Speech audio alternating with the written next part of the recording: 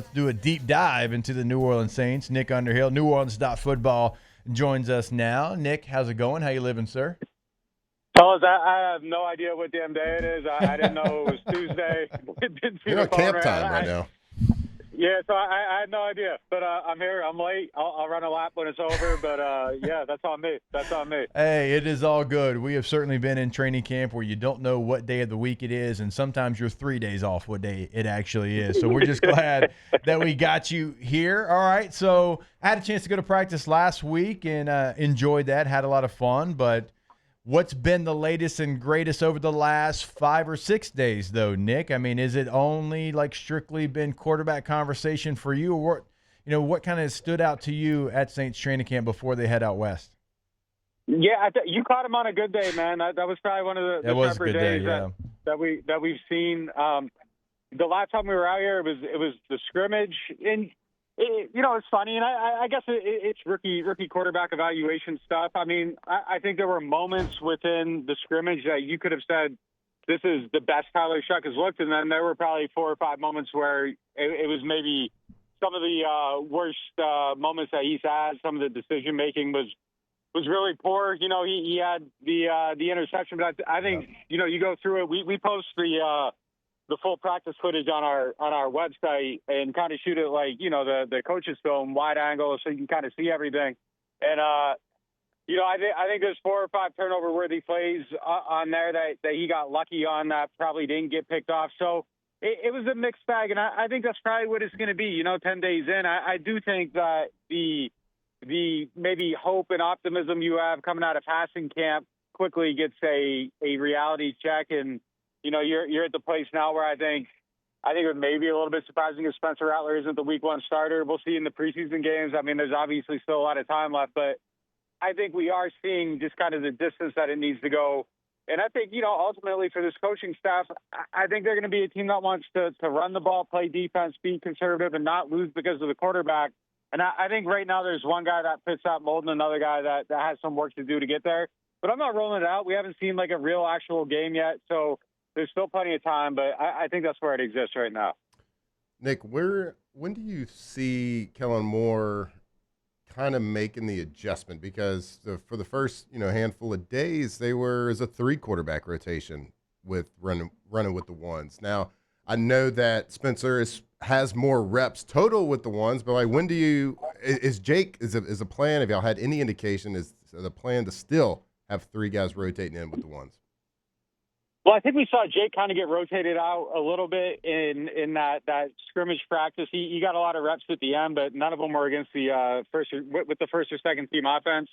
And it's actually skipped his turn in the rotation.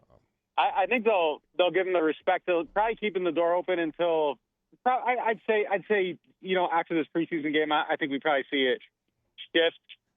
Personally, I kind of hate it that they're giving some of those first team reps to him. But I would say, like, when you take a step back, like that's me kind of having a conclusion on the quarterback. When you take a step back, I do want the new coach and the new staff looking at everything with their fresh set of eyes and seeing what they think about things and forming their own impressions and opinions. And the only way to do that is to actually look at them. Now, I feel like I've seen enough. I feel like I've watched every camp rep he's ever had, every game rep he's ever had, and I feel like, I know what it is, but they do need to make that switch quick. I think you've seen enough to make that decision probably to this point.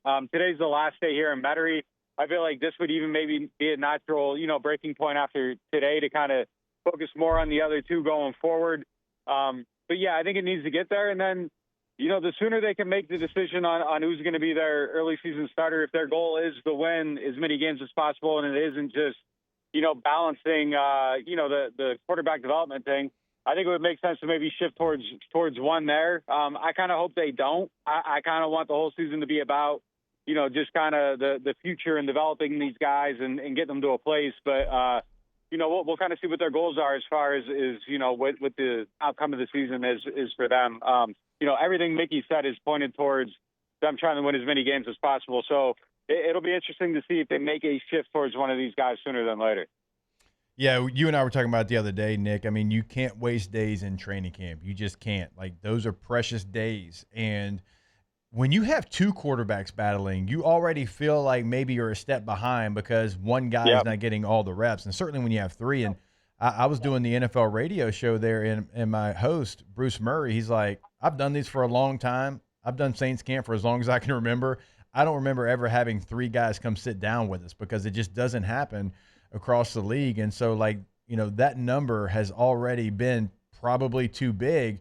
And you're right. Like, by the time you go out west, and today being the last day in Metairie, it's almost like you got to just let everybody know, hey, this is what it is. We're down to two quarterbacks.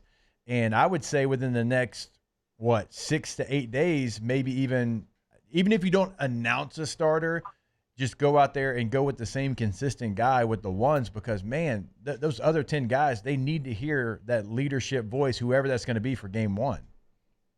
I agree, and especially given that, you know, they're younger guys. Like, you need to, and they're going to need help. Like, they need all the help in the world that they can get. You know, putting it together. Like, it isn't you know, a vet going out there. These are guys that have never, you know, won games, and you got to build it around them. And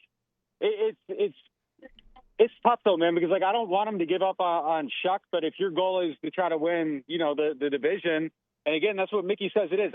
I don't think it should be their goal. I think they should go the whole other direction. I like Julian Blackman as a player. I think he's had a great camp. You know, I thought that was an opportunity wasted to just get a little bit worse without doing anything and not sending a message to your team. Just, all right, we're going to go with Sanker. So I didn't even like that signing. Like, I'm far off on the other side. Again, I think he's good. I think he's a good culture guy, but I just wouldn't have made the signing. So I feel like their goals for the season are different than what I think their goals should be. We'll see what works. You know, I'm not nearly arrogant enough to think there's only one way of building a team and only one way of getting better. So I could definitely be wrong here. But if you're going to spend this season, like, you know, if it's not Shough, look, it could end up being Rattler. But I think odds are that you probably don't have the starting quarterback long term on your team right now. Just given league data, you got like a 30% chance of hitting in the second round. You have like 4% chance of hitting in the fifth round. You know, chances are that they're probably looking again. So, you know, either way, like, I just want them exhausting every possibility at the end of the season. And I want them to know 100%, hey, this guy we took at 40 is the answer or isn't the answer. And, you know, I want that door to stay open, but we'll see. You know, if you are trying to win as many games as possible, it makes more sense to try to move behind one guy after that Chargers game. You're being a real negative Nick today when it comes to quarterbacks. I don't think it's negative though. Like, I want them to do the thing that builds them out long term possible. Like, I'm taking the 5-6 year view on this thing, not just like how do you win the NFC South and try to be better than the Buccaneers. Like, I'm looking at how do you compete with the Chiefs? How do you get up there with the Bills, the Ravens, all that stuff? Like, you know, it is though. I mean, look, it's just the truth though. Like, there's only a couple Jalen Hurtses out there, and like the 4 out of 10 hit rate going back to Derek Carr, 2 of those guys didn't even hit with their own team. You know, like Geno had to go somewhere else to become a success. Garoppolo had to go somewhere else to become a success. I guess his path was, you know, pretty blocked for a good reason. So I wouldn't necessarily call like Jimmy a miss for the Patriots, but you know, 2 of those guys had to go somewhere else. So like even hitting in the second round and then having the patience to harvest like the good from it, that's why I want them to take their time with it. Like, I don't want them to go all in behind Rattler, never really give Shough the real look, get to a point where they're drafting a guy, you know, first, second, third, whatever it is, wherever they're picking next year. And then all of a sudden Shough goes somewhere else and he hits. And it's like, well, they didn't have the opportunity to look at him. And, you know, I just want them to know for sure what they have. And if Tyler Shuck's your answer, you can draft Parker or Woods or, you know, whoever, or, you know, Caleb Downs. Like, that's an even better outcome. But I just want them to have definitive answers by the end of the season.